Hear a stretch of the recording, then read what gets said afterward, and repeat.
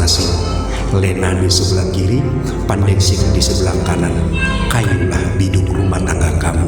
Tetapi yang menjadi juru kemudi di tengah-tengah rumah tangga kamu, izinkan Yesus supaya dia mengarahkan biduk rumah tangga kamu ke Maligai atau ke pelabuhan yang diinginkan oleh keluarga, yang diinginkan oleh Tuhan di dalam persekutuan rumah tangga kamu.